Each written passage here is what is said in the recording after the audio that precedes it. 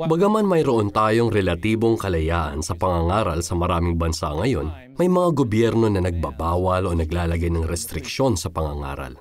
Si Brother Stefanos Demsas ay isang special pioneer sa Addis Ababa, Ethiopia, kasama ang kanyang asawang si Lete Berhan. Nasubok ang kanilang pananampalataya sa maraming taon ng paghihirap. Ano ang nakatulong sa kanila na ipagtanggol ang katotohanan? Nagsimula ang kanilang kwento sa tinatawag ngayong Eritrea.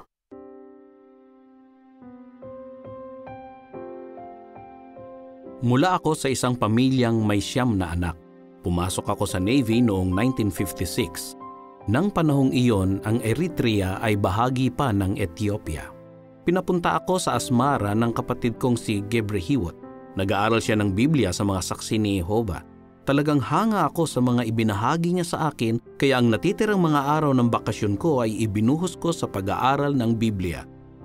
Umalis na ako sa Navy at nagtrabaho sa Addis Ababa. Kaya naituloy ko ang pag-aaral sa Biblia at nabautismuhan.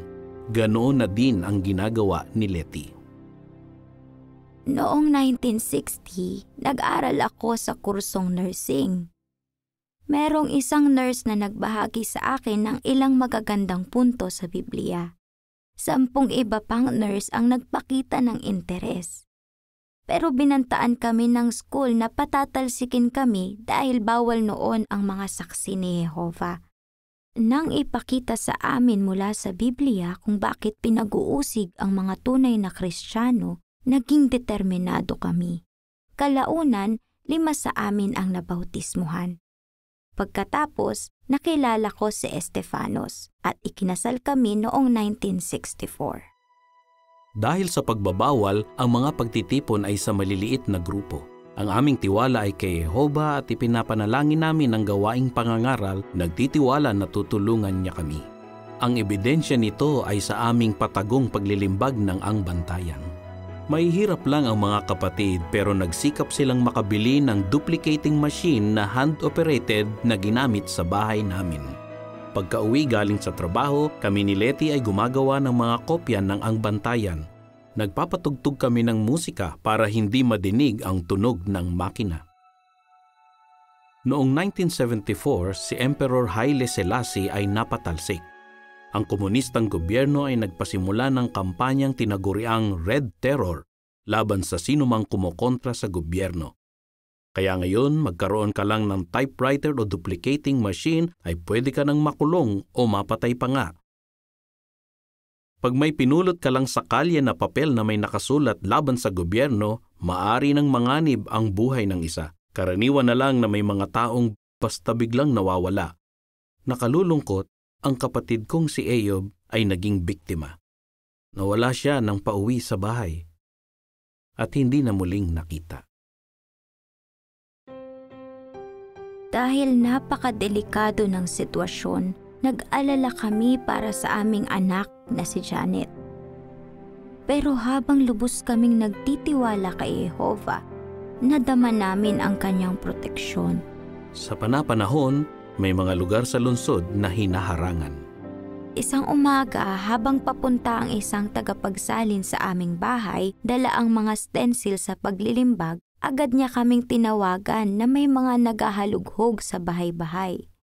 Bueno, ang aming bahay ay puno ng mga publikasyon kasama na ang mga typewriter at duplicator. Katatawag lang sa telepono, may pumasok na 3 sundalo sa bakuran para maghanap.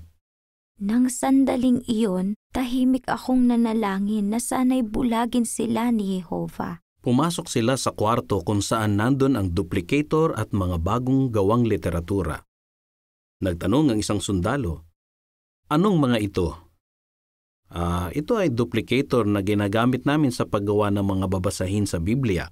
Pagkatapos niya maghanap, lumabas siya sa kanyang commander na nagtanong, "Anong nakita mo?" Sa gulat namin, kahit nakita niya ang lahat, sumagot siya, Wala tayong makikita dito." Sa dulo ng 1970s hanggang sa umpisa ng 1980s, may nangyari uling matinding pag-uusig. Ilang tapat na mga brother ang nakulong at pinahirapan at pinatay. Ako ay dinukot mula sa lugar ng trabaho dahil sa pagiging neutral, tapos kinulong. Pag iniisip ko ang hirap ng buhay noong panahong iyon, naalala ko ang Isaiah 54:17 kung saan nangako si Jehova, anumang sandata na aanyuan laban sa iyo ay hindi magtatagumpay. Sa wakas noong 1991, isang maluwag na gobyerno ang namahala. Binigyan kami ng legal na pagkilala at kalayaan sa pagsamba. Makalipas ang mahihirap na mga taong iyon, inatasan kami sa gawaing pansirkito sa Eritrea at Ethiopia. Sa ngayon, nagiging independyenteng bansa ang Eritrea at nagdala ito ng mga bagong hamon. Ilan sa mga kapatid ang inaresto at kinulong dahil sa paninindigang Kristiyano. Sumulat si Pablo sa Hebreo 13:3, ingatan ninyo sa isipan yaong mga nasa bilangguan na parabang naigapos kayong kasama nila. Matapos ang masayang gawain sa sirkito ng 15 taon, inimbitahan kaming maglingkod sa Bethel bilang full-time commuter. Ang nakatulong sa amin para makapagbata at maharap ang mga pagbabago ay ang regular naming pag-aaral ng Biblia. Sang-ayon kami sa Jeremias 17:7, pagpalain ang matipunong lalaki na naglalagak ng kanyang tiwala kay Jehova. Nakapagpapasaya din sa amin na ang aming anak na si Janet ay naglilingkod bilang regular pioneer ng halos 20 taon na. Bawat atas ay may hamon pero maraming mga gantimpala at pagpapala. Hindi na ako bata, 77 anyos na ako. 74 naman ako. Kami ngayon ay mga special pioneer. Pag iniisip namin lahat ng mga pagbabagong pinagdaanan namin, natatanto namin na ang Isaiah 6:8 na narito ako, isugo mo ako, ay hindi lang para sa mga kabataan kundi para sa ating lahat.